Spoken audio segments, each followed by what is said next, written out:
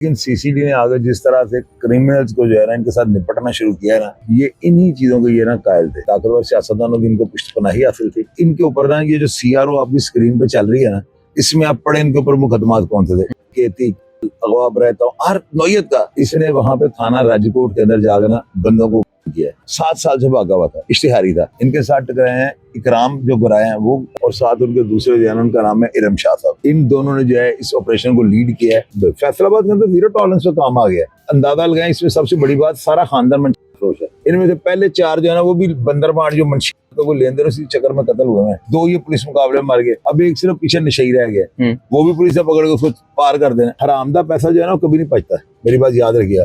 बिस्मिल्लाहिर्रहमानिर्रहीम। पाकिस्तान और दुनिया भर में देखने वालों को अस्सलाम वालेकुम। मेरा नाम मियां मोहम्मद आसिफ। नाज़रीन, पंजाब में इलाका गैर और सीसीडी की भरपूर कार्रवाई 2 सगे भाइयों को खत्म कर दिया। ये कौन है और इलाका गैर कौन सा पंजाब में है जिसका दावा शाहिद चोई साहब ने किया, तो इन्हीं से जानेंगे।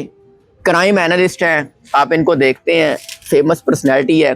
चोई साहब अस्सलाम वालेकुम। वालेकुम अस्सलाम। चोई साहब, आपके टाइम का बहुत शुक्रिया। ये सीसीडी की कार्रवाइयाँ, बल्कि दबंग कार्रवाइयाँ जारी हैं।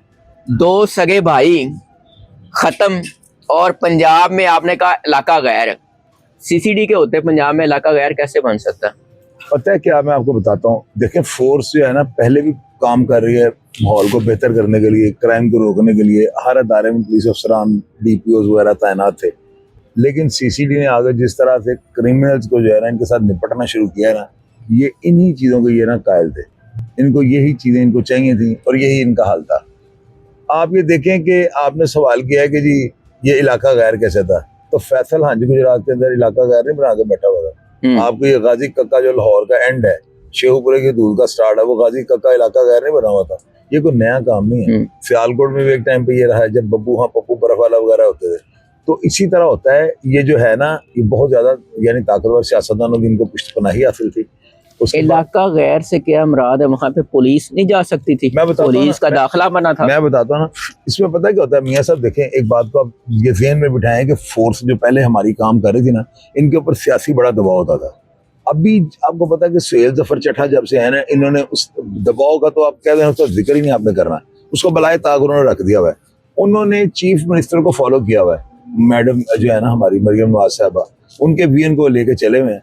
मेरा ख्याल है, मेरा जो अंदाजा है ना कि ये एक यानी जो उन्होंने करना था वो उन्होंने कर लिया। उनको सीसीडी के आने के बाद ये काम छोड़ देना चाहिए था। इनके ऊपर ना ये जो सीआरओ आपकी स्क्रीन पे चल रही है ना, इसमें आप पढ़े इनके ऊपर मुकदमात कौन से थे, खेती, अगवा रहता हूँ, हर नौयत का। इनमें से मियाँ साहब जो एक भाई है उसका नाम है गुलफाम और गुल्लू, और दूसरा जो भाई मेरा है ना वो बदनाम है जमाना। इसके बारे में मैं इसके दूसरे भाई के बारे में आपको बताता हूँ। इसकी क्या फानी की जो है ना रूटीन थी। इसने वहां पे थाना राजकोट के अंदर जाकर ना बंदों को किया। अब कुछ लोग कह रहे हैं इसके मुखालिफ थे, कुछ फैसलाबाद का ये इलाका, फैसलाबाद का इलाका, और हवालात के अंदर मुलजमान को जाकर जाने से गिरफ्तार मुलजमान पे अटैक करके उनको मार दिया। अब उसके बाद ये जो है ना दूसरा भाई इसका, ये समझ लो अब गुल्लू को 7 साल से भागा हुआ था, इश्तिहारी था। पुलिस क्यों रेड नहीं करती? पीछे पुष्टपनाही सियासतदानों की दबाव था। और आपको पता है पहली पुलिस जो थी वो दबाव को थोड़ा सा महसूस करती थी। अब ये सुहेल जफर चट्टा है तो इनको तो टास्क ये देते हैं, तो टास्क आगे से उधर मलिक तारिक लगे हुए हैं। और ये आपको पता है इनके साथ टकराए कौन से पुलिस ऑफिसर है? इनके साथ टकराए हैं इकराम जो गुराए हैं वो यानी थे मुनीर कर रहे थे, और साथ उनके दूसरे जो है उनका नाम है इरम शाह साहब। इन दोनों ने जो है इस ऑपरेशन को लीड किया है। और आप यकीन करें, ये गाजी कक्का जो हमारा नहीं कुछ भी नहीं था, ये ज्यादा खतरनाक लोग थे और करोड़ अरबपति लोग हैं। यानी ये वो पुलिस मुकाबला नहीं है कि आप इसको लो स्टैंडर्ड कहें। और इसके अलावा इन्होंने एक सिंगल कैबिन डाला रखा हुआ था जो लोगों ने चला दिया है। उसके ऊपर जो नशे ज्यादा नशा करके था ना, उसके उठा के दूसरे गाँव में फेंका थे।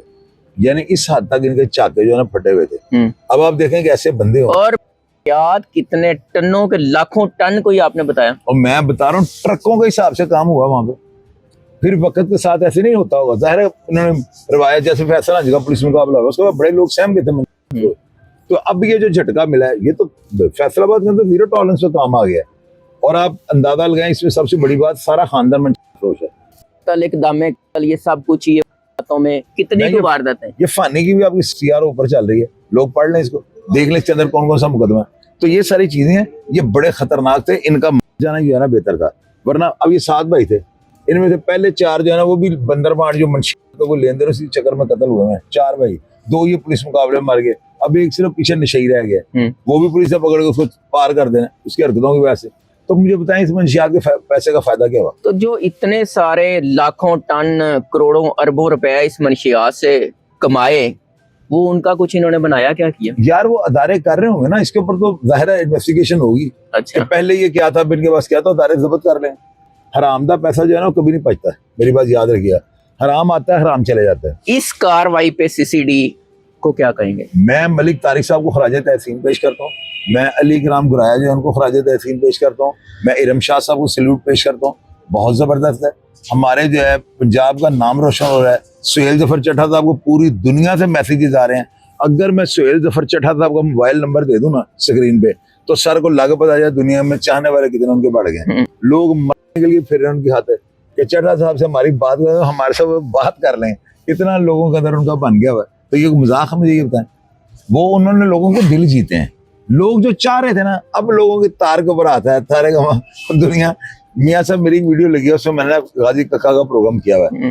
5300 कमेंट्स उसके ऊपर हुए हैं, और मेरा ख्याल है 17,000 लाइक उसके ऊपर फेसबुक पेज के ऊपर। अब निकाल के देख लीजिएगा गाजी कक्का का जो मैंने पेज पे भी हम लगाते हैं। ठीक है। तो उधर चूंकि मेरे चैनल पे जहाँ लोग आते हैं, लेकिन मैंने फ्री भी सर्विस दी होती है, मैं कहता हूँ यार आम लोग भी देख लें। तो वो उधर बहुत ज्यादा लोग ना ऑडियंस उधर होती है, फ्री दिखाते हैं हम। तो उधर ना यकीन कीजिए 5300 कमेंट्स हुए हुए। बड़ी बात। मैंने उनमें से 200 कमेंट पढ़ा, मैंने कहा मैं देखो सही क्या चल रहा है नीचे। तो मियाँ साहब 200 कमेंट मैंने सीखो से पढ़ा है। एक कमेंट, कोई किसी को अगर शौक है तो पढ़ लेनी चाहिए, एक कमेंट भी ज्यादा ना सीसीडी के खिलाफ नहीं था।